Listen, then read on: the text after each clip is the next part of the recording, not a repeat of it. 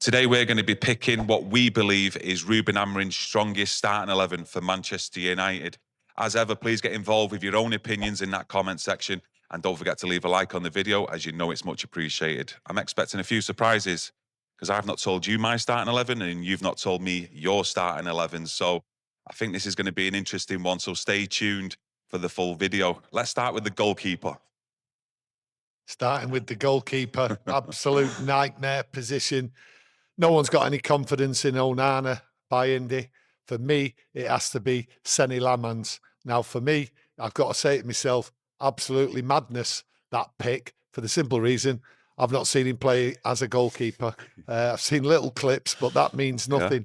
Yeah. So to pick him seems absolutely nuts for the rest of the season. But nobody can trust them two goalkeepers, Onana and Bayinde. And to be honest with you, bringing anybody in has to be a better option than what we've got. So for me, there's the goalkeeper. He will make mistakes, but do I trust him? I don't even know the player, but I'd rather have him in than them two. I agree. It says a lot. And I've got to be honest with you, with Onana, Bayinde, Tom Eaton, I already pressed that reset button last season on what I've seen over the three goalkeepers and what they've produced at Manchester United. And fans this season, with all the goalkeepers, I think we've come to an understanding that none of them are actually good enough to be the number one at Manchester United. So let's hope he can do the basics, just catching a ball, being a goalkeeper and actually being good at shot stopping. And yeah, let's put him in as number one. And I would hope a lot of yous out there agree with that one. That's the thing with this goalkeeping situation.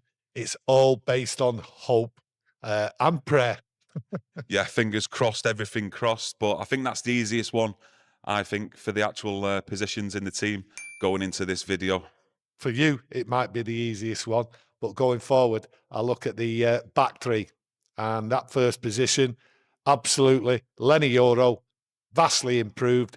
He's on the right of that back three. I think he's been playing excellent and he's only going to improve. So for me, no one's taking him out of that position. Yes, there is talk of Mazraoui and one or two other players in that position, even Dalot going in that position. But no, for me, it's 100% Leny Yoro. Yeah, and there's a lot of talk, isn't there? Always is at Manchester United when you bring in these young players in, whether they can actually handle the badge, the weight of the shirt, the expectation from the media, the fans out there. And I take myself back to the United versus Southampton game here at Old Trafford, and he was run ragged by the left winger for Southampton that night. But what I'm really confident about and positive about is the way he's bounced back from that. That could have killed a lot of young defenders that night and what he suffered, because he, like I say, he was torn from left to right. He was just spinning around like Kylie Minogue, but he's bounced back really well. And I think that shows you a good character, what he's got, Leny Yoro, going forward. So for me, he's my number one pick for that right-hand side of the back three. Yes, every young player gets run around and it's a learning process. And that's the good thing. And that's why I want him there. He's learning all the time and he's improving. Not many people will turn around and say that this squad over the last couple of years, they've seen players improve. He is the one I see as improving. In the actual games right now for Manchester United, is producing, in my opinion. I think it's been one of the positives that we've seen over the first three games in the Premier League. He's got the pace, he's got the power, he can tackle, and he can also pass the ball. And especially when he's going into midfield as well and tracking any runners, he's good with his duels, I think. He's still just got to brush up on maybe defending in the wide areas where the left-hand side players in the opposition come down the wings. But that's all something that he's got to improve on, because he's not a complete player yet at his age. But good confidence there with Leny Yoro going forward as a footballer. Well, I look at the centre of them three, and it has to be De Ligt. I don't think there's anyone else, really. I like De Ligt. I think he's solid. He works with the other centre halves, left and right of him, and they are getting it together when De Ligt's there. They're talking, they are catching players out, and they're working together. And he can win a header. And for me, his tackling and his reading of the game is improving. Good player. And for me, all the way through the season, there's no one there to challenge him, to be honest with you. People might turn around and say, oh, there's Harry Maguire, there's one or two other players possibly go there. But for me, I'm looking at the whole season. And for this year, De Ligt is the man, and I can't see him putting a foot wrong where somebody, and when I mean a foot wrong, where somebody is able to come and take his place. I don't think there's anybody in the club what's able to do that. So for me, steady Eddie, I call De Ligt, and I think he's straight in every time on that team sheet. I totally agree with that. He's one of the first names on the team sheet. And you look at how we pocketed Gyökeres in the first game against Arsenal, who was a monster. And what you want from De Ligt and all your centre-halves, to be honest with you, is winning your duels. And I've seen an improvement in De Ligt this season with that. And for me, like I say, not much more to say, other than what I have noticed is when the goalkeeper has got the ball at the feet and they're passing it into the centre-halves, De Ligt's one of them, he'll drop deep and he'll do it quick to then pass it out to Yoro to then break that press from the opposition. So there's some tweaks there that I've seen already with Ruben Amorim, his system, and his back three with the balls being played out from the centre-back area. Well, the next one is to the left of De Ligt, the third centre-half, as we call it. For me, fit, it has to be Martínez. What a warrior. He will fight. He reads the game well, and his professionalism is bang on. And I think people look up to him. I've always called him the warrior. Potentially could have been United's captain. Maybe, if you look at it, his injuries have hampered him. But a fully fit Martínez has to be the number one in that position. I looked at him before he got injured, the way he went into midfield, got stuck in there. He's always covering players in front of him, and he does like the ball at his feet, and he does use it well. So without a shadow of a doubt, there's nobody else there. If he is fully fit, he should be there on a regular basis. I really like him. I've liked him since the day he come in here, and I think he's got a long time playing here at Manchester United. If he can stay injury-free, he just knocks everyone out, knocks Luke Shaw out of that position. So for me, Martínez. I don't think he knocks Luke Shaw out of that position. I'm going with Luke Shaw, left-sided centre-back for me. I do agree, you know, Martínez, he's got that warrior spirit, where he will go in for a tackle, put his body on the line, but I'm looking at it from that point of view of the position. Who defends that left side where the space is better, Martínez or Luke Shaw? And I've got to go with Luke Shaw. I agree that Martínez is always on the front foot with the ball at his feet. I mean, we've got the Manchester derby coming up, Man United versus City, and you look at the goal he set up for Amad last season. On the front foot, he can pick a pass out. I don't disagree with that. But I just think sometimes with Martínez, when he has played, I just think some of it maybe sometimes is overhyped, especially when he's doing tackles that you see other centre-halves doing up and down the country, and you're hearing screams of Argentina, Argentina. But Luke Shaw is a better defender for me in that area than Martínez currently. I think Luke Shaw's still got the speed, he's still got the awareness, he's very composed as well, Luke Shaw, when fit. But we're having this conversation as well now about Martínez, his injuries as well. But based on when both players are fit, for me, I've got to go with Luke Shaw in that left-sided centre-back area. I really have. Disagreement, so I'm going to have the final say on it. Martínez, for me, goes forward into that midfield, plays the football, and has scored goals, and he gets up there and he gets back. So there is a disagreement, and there's bound to be disagreements when you're picking what you feel. So for me, it's Martínez. For Kieran, it's Luke Shaw. Yeah. I just feel like the pace as well. That's no problem. That's a big factor in why I'm picking Luke Shaw at the moment ahead of Martínez as well. You talk about going into midfield. Yes, Martínez does do that. I'm not denying that, but Luke Shaw as well does that. And Luke Shaw, I think, has got the pace as well to move forward. Amorim likes his both left and right centre-back to be aggressive as well. Likes to push them up wide and actually get involved in the game in midfield. And I think Luke Shaw's good at that, and it just edges Martínez on that, to be honest with you. Fair enough. Left wing back, Kieran. Left wing back. Dorgu. There's only Dorgu. You've got to think, I know there's only Dorgu, but I was actually thinking as well, because it was tight with me, with Martínez and Luke Shaw at left centre-back, I was actually thinking maybe Luke Shaw as the left wing back as well. I think with Dorgu, you know, he needed that 6 months to bed in. You know, your January signings don't always kick it off, and they need that summer with the team, the pre-season, but he's not kicked on. Dorgu, in my eyes, in the first few games that we've seen him, and there's only Dorgu as a fully fit left-sided wing-back with a left foot. He's the player, in my opinion. He was signed to do the left wing back. Looked good, has tailed off, but hey, young player, these things happen. So I look for an improvement in Dorgu, and you have to look at it. What's the best in each position? And Dorgu is that man. So it has to be Dorgu going forward. There's a lot of improvement running back, a lot of improvement. But this is a slow start for certain players, and Dorgu is one of them. You hope for the improvement, but going forward for the season, there's no one else. I do like him, but I've got a little bit touchy about him lately, and that's because he's not doing the job proper, and he will have to start fighting and improve. So for me, get it done, improve, and he'll be there all season. It's not an easy choice. Yeah, just going on Dorgu there. We've obviously got the young lad Leon as well, who come in the summertime. I still think it's a little bit early for him to be starting matches or being in the squad regular at the moment. But I think he is highly thought of here at Manchester United. We might see him more and regular in the matchday squads come near the end of the season. But let's wait and see. But with Dorgu, you've obviously got Delo there. He has played Delo a number of times at left wing back, and you've seen against Burnley. I mean, I think it was for their opening goal for Foster. I mean, the worst of Diogo Dalot is not getting out there quick enough to close down the space and stop the crosses in. But then you see him go up the other end, and then he provided the assist for Mbeumo's goal. But sometimes when you do see Dalot up in them attacking areas, his positioning is good. It's just his final ball. And for me, at his age as well, now is he 25 or 26, Dalot? I still see far too many inconsistencies in his game at the moment. So for me, yeah, there's Dorgu there. But it's about competition for places, and we need to build that over the next 12 to 18 months here at Manchester United, because he will need to be pushed, Dorgu. He will need that competition there. I think Delo is someone who will be filling in for certain players depending on injury or loss of form, and that's how I see Delo as a squad player this year.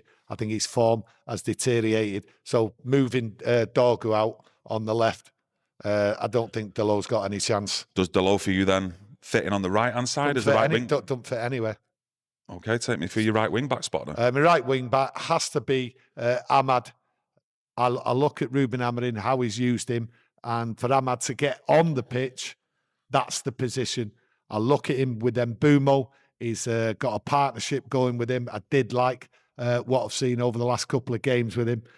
He also works hard back. When he does lose the ball, he will fight back. Fights back more than anyone else what has been used in that right wing back position. We've just spoke about Delo. Delo plays there. Mazraoui's played there. But for me, Amad has to be on the pitch, and that seems to be the position Ruben Amorim's using. I'm just hoping it improves the work rate with the fullback, with Yoro and with Mbeumo. I expect that. So for me, Amad is the right wing back. Do I believe it's his best position? No, I don't. But for him to get on the pitch, I think there's a few spots what are taken, and he can't get there at the moment under Ruben Amorim's system. So right wing back, 100%, rest of the season, Amad. And you will see him shine, and you will see him improve with the attacking play and also the defensive side of him. Yeah, I do agree with a lot you've just said there on Amad, because he's my first choice as well. And obviously you've got Delo there, Mazraoui, who can play there as well. And I just think with Amad, he's going to give you that focus straight away, an attacking threat down there. And as the chant goes, attack, attack, attack, I'd rather have my wing backs with that focus on the front foot to go and attack and help with the build-up play and get crosses in and provide for our centre forwards. So for me, yeah, simple one for me, Amad in there. Still got a lot to do, a lot to learn. He's not the complete package right now, but for me, Amad, he's got to be there. And I'd like to see some sort of partnership develop there with Amad and Yoro, and Amad and Mbeumo up top as well. If you look down that right-hand side, I mean, it looks positive going forward in an attacking sense. Well, the right-hand side has to be stable now. Too many chopping and changing, different players not playing in the right position there. So it's about time, and I think going forward, that right side will be solid now, and it will be regular. Midfield too, do you start with the defensive midfield, or where do you start with it? Well, I look at it this way. No matter who I think should be playing in a position or anything, right? Bruno in that central midfield position, that's where he's going to play. So I can't argue about any other player coming in, to be honest with you, because I don't see Bruno fitting in anywhere else because of the players we've got. So for me, it's Bruno there, but Bruno has to improve and has to stay in that position and not get carried away within the game. Everyone's criticised him in certain games. He sort of loses concentration.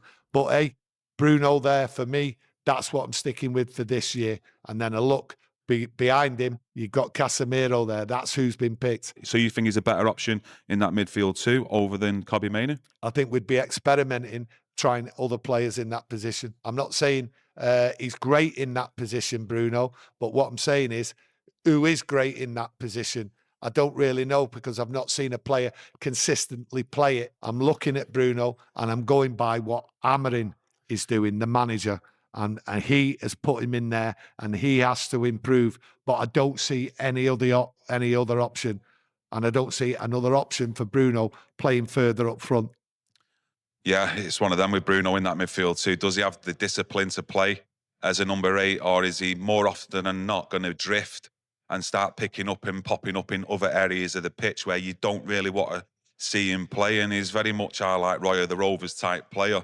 You know, he wants to be here, there and everywhere and try and pull Manchester United by the scruff of the neck to go and win us games. But it doesn't always work like that. You know, the oppositions now, they're very tactically astute in terms of how they play in the midfield and the spaces that they want to create going forward, breaking the lines, etc. So the defensive part of it, I'm not 100% keen on Bruno. Never have done, but I'd put him in my centre midfield, and I am going to do based on when he does the first time balls, 1 touch, 2 touch passes. That's where you see the best of Bruno Fernandes. I don't want to see him sat on the back three or sat in between the back three trying to play balls out, etc. That's not where Bruno's at his best. He needs to be further forward. And I do think in certain games we have seen that. But when Manchester United are on the back foot, that's where I'm not liking what I see from Bruno Fernandes all the time. But I do think he's our best option there currently. I know we touched on Kobbie Mainoo, but I think Mainoo's got a lot to do. I do agree with Ruben Amorim. He's still got a lot to do and improve on. So for me right now, out of all our options in the squad and fully fit, I've got to go with Bruno Fernandes. But who plays next to him? I've got to go Ugarte. Yes, we all know Casemiro started, but Ugarte recently come out. He knows he's not done well. He's got a lot to improve in that. But for me, I've seen him last year and I think he's got it. He just needs to up his game and he's got to push Casemiro out. For me, Casemiro is no long-term prospect here. I don't think he'll last the season. He hasn't got the legs to do it. And I say to myself, Ugarte has to start and the only way he's going to improve is starting and get back to some of the talent what I've seen and his movement, getting around, jumping down on players, intercepting.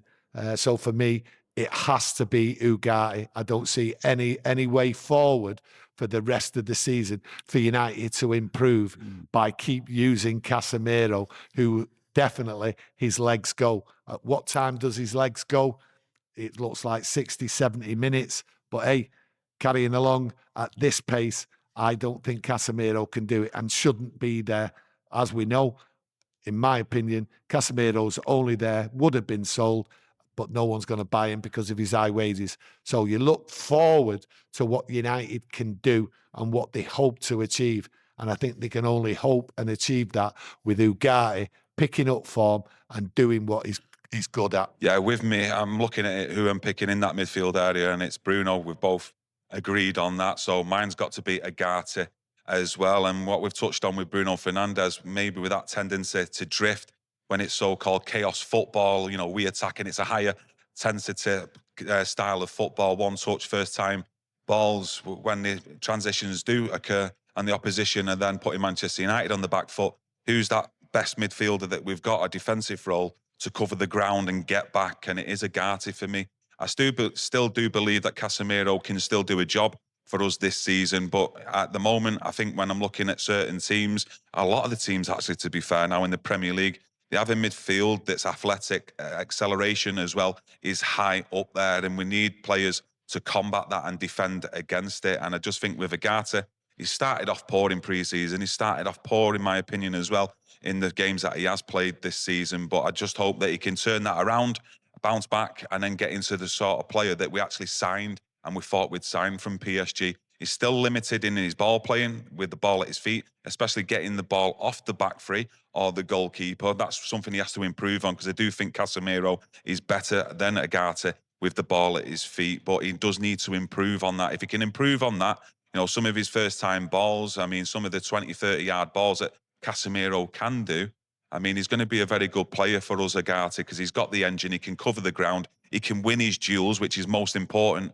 in that area of the pitch, but he does need to improve. It's as simple as that, like a lot of players in our squad. But for me, Ugarte and Bruno. Yeah, without a doubt. And then you've just got to look what I'd like to start with, because there's only 3 positions left. I'm going to go Mason Mount as the left-sided number 10. I think it's quite clear that Mason Mount is one of the first names on that team sheet for Ruben Amorim. You take yourself back to last season, some of the comments Ruben Amorim was coming out with on Mason Mount, even when he was injured, I think he used terms like he loves that guy and he's a player that's always there in training, giving his 100%. And sometimes he actually has to calm him down. But most importantly, what do we see on the pitch from Mason Mount? I see a player who does the basics right. And I don't think there's many United players in that squad who have been doing the basics right. It's all about first-time balls, 1-2 touch passing with Mason Mount, keeping that ball moving and trying to create the space, working the opposition from right to left. For me, Mason Mount, his defensive side of his duties, I think he's good as well. You look at the Arsenal game, you look at Fulham, and you also especially look at the Burnley game. And I think that helps us as well in the midfield with them midfield two of Ugarte and Bruno, where he creates that extra body in there, just to actually create and actually help out with the defensive duties. So for me, Mason Mount has to be in this team all day long. And whose place does he take? You'll see shortly when I pick me over number 10 and then my number 9, who I've left out, and I'll give me reasons why. Okay, mine's so simple, so simple. Cunha and Mbeumo, I've no need to discuss them. They're the future. They're the players what are improving, and they will make Manchester United a lot better. They've been signed both as goal scorers. It's as simple as that. Now, Kieran's talks about Mason Mount. I can't argue, and I don't want to argue about Mason Mount. I think he's a very good footballer and everything, but I think them 2 players have been brought in for that position, and we brought a striker in for that position. I do not see how Mason Mount gets in there. He will get a chance to cement a place at some point, and then it will be down to him. But going forward, I cannot start Mason Mount in a forward position, in any position. I can't start anybody in Cunha's place or Mbeumo's place. And I can't start anyone where Ruben Amorim, where people will say, let's play with a false 9. We've bought the striker. It's as simple as that. I don't see how Mason Mount fits in the starting 11, okay? Unless one of the players gets injured. It's very, very difficult for Mason Mount to get in the 3 players' positions, what we've signed, right, to bring more and more goals to this team. So for me, Cunha and Mbeumo and Sesko up front, it's so clear as day to me. That's the team up front going forward. And these other players what are going to suffer because of our signings. Xerxes, for instance, I just don't see how he's going to get a starting place. You've seen all the stats this season, especially on Manchester United, with shots on goal, chances created. And I think Mason Mount has been a huge part to play in contributing to that actual stats. And on the right-hand side, as a number 10, I'm going to go with Mbeumo. I like what I've seen already. Loved what I've seen at Brentford. Brings goals, brings chances created, assists, etc. to the team. And it looks like, most importantly, he's going to do that at Manchester United. And I'm not going to go overboard saying I was impressed, but I like what I've seen with the link-up play with Amad from that right wing-back spot and him as a 10 against Burnley. Can they do it against better opposition with games to come? Let's wait and see on that. But I thought this team needed to create this season partnerships and strong ones. That, for me, on the right-hand side, I like it with Mbeumo, Amad, and then Leny Yoro as that right-sided centre-back. So for me, that has cemented it. And then Mbeumo, I think cutting in from that right-hand side, looking for crosses, looking to link up with the other number 10s, the midfielders and the centre forwards. I think that will do us good this season and we'll see more goals. I think what you see with Mbeumo, you see improvement, okay, with his crossing, with his work rate and his fitness. So there's a hell of a lot more to come. And as Kieran reminds us, that working together with Amad, absolutely, that's going to improve as well. Yeah, and I just think the number 10s that I've picked with Mason Mount and Mbeumo, what I've already seen this season is a much better work rate and a team ethic working back in the defensive roles than what we've seen from the likes of Garnacho, Rashford and Anthony in their number 10 roles last season. So for me, that's my two number 10s, Mount and Mbeumo. Centre forward. Well, it's Sesko. So it's as simple as we've bought him. The reason why we bought him, because we have to convert the chances. You've mentioned the chances what we had. We had loads of chances last year. We weren't converting him.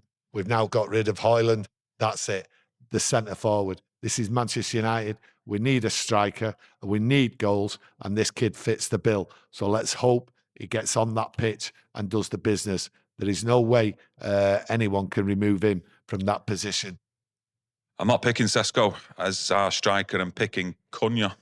I think with Sesko, I still think he's got a lot of learning to do. Yeah, I've seen all the compilations of what Sesko's done at Leipzig, like a lot of yous out there, and I'm still waiting to see the best of Sesko, but I don't think that's going to come this season. I think we've just replaced Rasmus Højlund with Sesko, with a similar type of player right now with a lack of experience who maybe needs a bedding in time where he's being put in for 1 or 2 games, then taken out for 2 or 3 games. Whereas for me, I think Cunha as the centre forward, I think is the most complete what we've got up top as a centre forward. When you look at Cunha, Sesko and Xerxes, I think Cunha can play against teams when they're in the low block. He can actually link up them with the midfield and the wide players.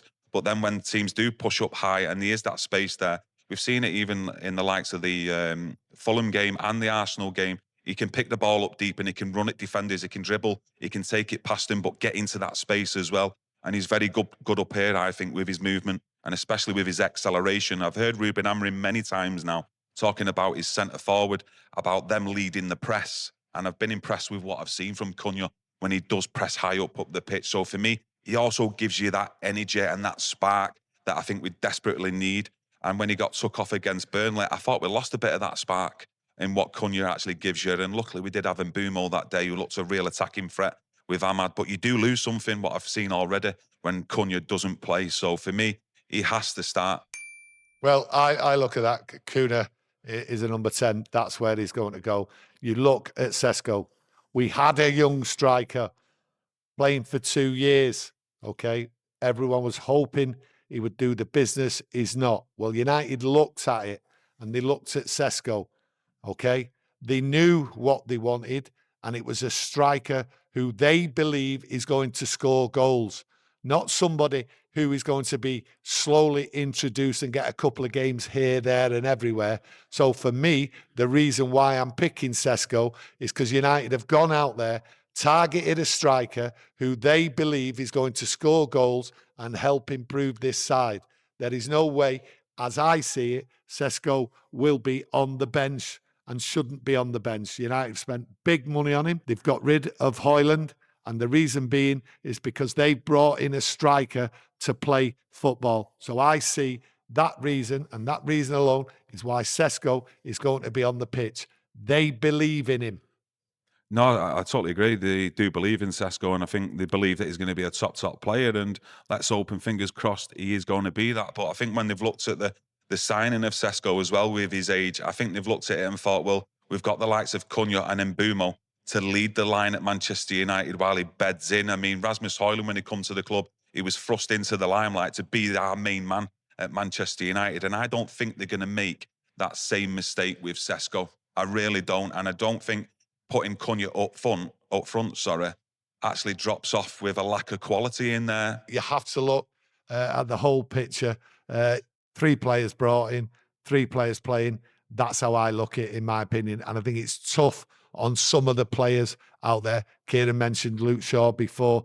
Luke Shaw on his day we all know he's one of the best, but he's very, very frustrating with all his injuries. But I also look at, like, we want players in different, we want players to fight on the sidelines to get in this team and that. And the one weak link I see where there's no fight, unfortunately, is that left wing back position. But hey, Dorgu, he's got a lot of improving.